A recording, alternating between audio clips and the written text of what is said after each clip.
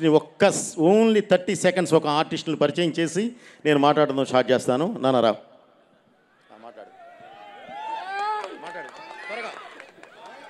నమస్కారం అందరికీ.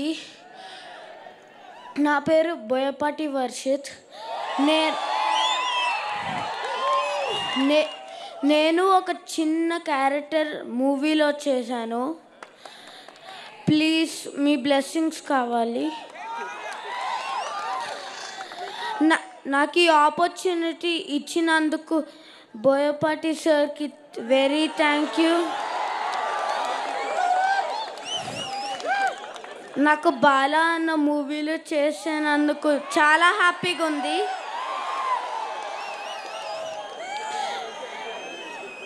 జై బాలయ్య. డాడీ ఇంకేమైనా చెప్పాలా? ఇంకేంటి చెప్పండి, నన్ను అడుగుతాను, నేను ప్రిపేర్ చేయించినట్టు. ఓకే, ఇప్పుడు వాడు నా చిన్న కొడుకు అండి. ఇందులో ఒక చిన్న క్యారెక్టర్ చేశాడు. ఇక్కడికి వచ్చిన వాళ్ళంతా హార్ట్ఫుల్గా వచ్చారా. అన్నీ ఏది భరించడానికైనా వచ్చి నిలబడిన వ్యక్తులు అంటే హార్ట్ఫుల్గా ఉన్నవాళ్ళు. వాళ్ళ బ్లెస్సింగ్స్ తీసుకున్నానా అని చెప్పి నేనే చెప్పాను. Okay, thank you, me blessings కావాలి. అలాగే ఇప్పటికి ఈ సినిమాకి వస్తున్నాను బ్రదర్. రెండు విషయాలు చెప్తాను, ఎందుకంటే అయిపోయింది, అందరి గురించి మాట్లాడాను. మా క్యారెక్టర్ ఆర్టిస్టులు అందరూ ఇక్కడ ఉన్నారు. అందరికీ నాకు కృతజ్ఞతలమా. ఎప్పుడు మీరు మా సినిమాలు మీరు చేస్తూనే ఉండాలి. Bhadranna, thank you very much. Okay, అలాగే మా హీరోయిన్ అందరూ రెడీ. ఈ సినిమా మేము చేసేటప్పుడు బాబు ఒక మంచి సినిమా చేద్దాం. ఎందుకంటే అఖండ 1 మనం చేశాము, అది ప్రజల్లోకి బాగా చొచ్చుకొని వెళ్ళింది. అఖండ 2 అంటే ఈ తాండవం చేస్తే నిజంగా పరమేశ్వరుడే కనిపించాలి, అంత అద్భుతంగా మనం చెయ్యాలి అని ఒక సినిమా ప్రారంభించాం. ఒక మంచి సినిమా ప్రారంభించాం. తీసి చూసుకున్న తర్వాత తెలిసింది అది భగవత్ కార్యక్రమం అని. ఆ భగవంతుడే ఆ కార్యక్రమాన్ని మాతో చేయించాడు అని, ఆ భగవంతుడే మా వెనకాలుండి నడిపించాడు అని. ఎందుకంటే బ్రదర్, ఈ మాట ఎందుకు చెప్తున్నానంటే, మేము చేసిన లొకేషన్స్ కొన్ని చూస్తే మీరు నిజంగా మేము వెనక్కి వచ్చాము అంటే మీరు నమ్మరు. దానికి కారణం భగవంతుడే మాకు పాతేసి నడిపించాడు. అలాగే జన్మభూమి కోసం నిలబడే యుద్ధం చేసే సైనికులు ప్రతి దేశానికి ఉంటారు, కానీ కర్మభూమి కోసం చేసే సైనికులు ఓన్లీ భారతదేశంలో మాత్రమే ఉంటారు. వాళ్ళే ఈ యోగులు.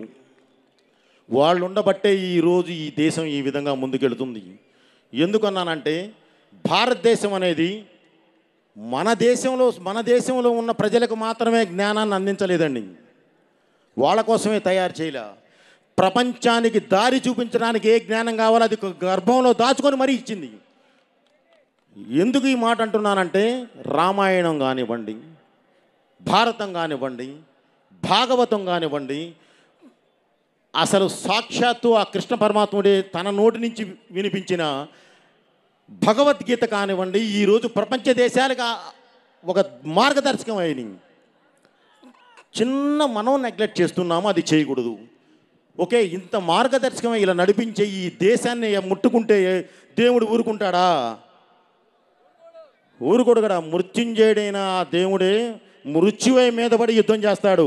ఆ మృత్యువుకి రూపం అద్దితే అతనే అఖండ. అతను చేసే తాండవమే అఖండ తాండవం. అలాగే ఈ మధ్యకాలమే మనం అందరూ ఇది వినిన తర్వాత నిలబడి క్లాప్స్ కొట్టాల్సిన ఒక విషయం ఏంటంటే, నిజంగా మనస్ఫూర్తిగా మనం క్లాప్స్ కొట్టాల్సిన విషయం అది ఏంటంటే, దీనికన్నా ముందే ఇప్పుడు నేను చెప్పిన సిచ్యువేషన్ మాది జరిగేటప్పుడే, క్లైమాక్స్ బ్యాలెన్స్ ఉన్నప్పుడే ఒక ఇన్సిడెంట్ జరిగింది కాశ్మీర్లో. మీ అందరికీ తెలుసు, ఇందాక చెప్పారు గంగాధర శాస్త్రి గారు. పహల్గామ్లో ఒక దాడి జరిగి మన ఆడబిడ్డ నుదురి మీద ఉన్న సింధూరాన్ని ముట్టుకుంటే ఆపరేషన్ సింధూర్ అని ప్రారంభించి, భారతదేశం అంటేనే యుద్ధం అనే మాట, యుద్ధం అనేది అసలు మాట వచ్చిందే, సృష్టించిందే భారతదేశం. అలాంటి భారతదేశంతో యుద్ధం చేస్తే ఎలా ఉంటుందో చూపించారు మన సైన్యం. 9 నిమిషాల్లో టార్గెట్ రీచ్ అయ్యి వణికిచ్చి 3 రోజుల్లో మోకాళ్ళ మీద కూర్చోబెట్టారు.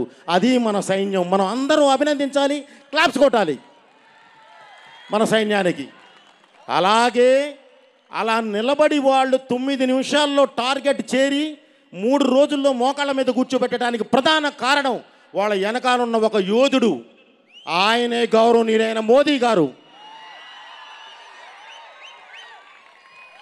ఆయన నా సైన్యం, నా వాళ్ళ సిన్సియారిటీ, వాళ్ళంటే ఏంటో నాకు తెలుసు, వాళ్ళ మీద ఉన్న నమ్మకం, ప్రపంచానికే యుద్ధం అంటే ఏంటో నేర్పిన దేశం మంది. ఒకసారి మేము చూపిస్తాం చూడు అని చెప్పి చూస్తే వదిలితే ఓన్లీ 9 నిమిషాలు 3 రోజుల్లో మోకాళ్ళ మీద కూర్చోబెట్టి ప్రపంచ దేశాలకి ఒక హెచ్చరిక పంపించారు. ఇది భారతదేశం, ఇది భారతీయులు అని చెప్పి పంపించారు. దానికి ఇంకొక విధంగా కూడా అభినందించాల్సింది భారతదేశ ప్రజలందరినీ. 140 కోట్ల మంది జనం ఒకేసారి లేచి కొట్టండి అన్నారు, కొట్టేశారు. అది మన దేశం అంటే. ఇది చెప్పడానికి చాలా గర్వంగా ఫీల్ అవుతున్నాను బ్రదర్. వాళ్ళని మనస్ఫూర్తిగా అభినందిస్తూ ఈ సినిమాని మీరు డిసెంబర్ 5 థియేటర్లో చూస్తారు. ఈ సినిమా గురించి ఇంకొక మాట చెప్పాల్సింది, ఈ పరిశ్రమ ఒక్కరిది కాదు, అందరితో కూడుకున్నది. ఇక్కడ ఈ పరిశ్రమకి కులాలు లేవు, మతాలు లేవు, భేదాలు లేవు, ఏవి ఉండవు. ఉండేదల్లా ఒకటే, మేము ప్రజల్ని ఎంటర్టైన్ చేయాలి, వాళ్ళకు మంచి చెప్పడానికి ప్రయత్నించాలి. ఇదే సినిమా అంటే. సినిమా గెలవాలి. డిసెంబర్ 5 మన సినిమా రిలీజ్ అవుతుంది. 100కి 100% మనం సక్సెస్ అవ్వాలి. అలాగే మనకన్నా ముందు ఓజీ అని ఒక సినిమా రిలీజ్ అయింది, పవన్ కళ్యాణ్ గారిది. రిలీజ్ అయ్యి చక్కగా సినిమా విజయం సాధించింది, మనం అభినందించాలి. ఈరోజు మనం రిలీజ్ అవుతున్నాం, రేపు 5వ తారీఖు మనము సక్సెస్ కొట్టాలి, మనము విజయం సాధించాలి, అద్భుతమైన స్థాయిలో ఉండాలి. రేపు జనవరికి ఇంకా పెద్ద సినిమాలు వస్తున్నాయి. రాజా సాబ్, ఆ సినిమా కూడా సక్సెస్ కొట్టాలి, సినిమా గెలవాలి. ప్రభాస్ గారు అండ్ మారుతి సినిమా గెలవాలి. అలాగే దాని తర్వాత చిరంజీవి గారి సినిమా వస్తుంది, ఆ సినిమా కూడా సక్సెస్ కొట్టాలి, వాళ్ళు అద్భుతంగా నిలబడాలి. ఇలా పరిశ్రమ బాగుండాలి, 10 మంది బాగుండాలి, అప్పుడే అందరూ బాగుంటారు.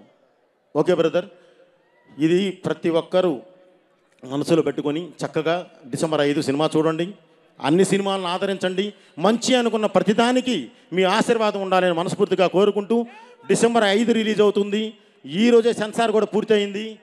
అబ్రాడ్లో ఉన్న తెలుగు ప్రేక్షకులు మొత్తం, అది అమెరికా అవనివ్వండి, యూకే అవనివ్వండి, ఆస్ట్రేలియా అవనండి, ఏదైనా కానివ్వండి, అది దుబాయ్ అవనివ్వండి, ఎక్కడన్నా అరబ్ ఎమిరేట్స్ ఏదైనా కానీ, బ్రదర్ మీరందరూ ఈ కార్యక్రమం చూస్తూ ఉన్నారు. మీకోసం ఈరోజే దగ్గర ఫస్ట్ హాఫ్ మొత్తం ప్రింటింగ్ అయిపోయింది, బయలుదేరిపోతున్నాయి ప్రింట్స్. ఓకే, రేపే సెకండ్ హాఫ్ ప్రారంభిస్తున్నాం. 30th కల్లా మొత్తం ఫినిష్ వచ్చేస్తున్నాయి మీ దగ్గరికి. ఓకే, మీరు ఎక్కడున్నా సరే ఆనందంగా సినిమా చూడండి. మీ నుంచి మేము ఆ రిపోర్టు వినాలి.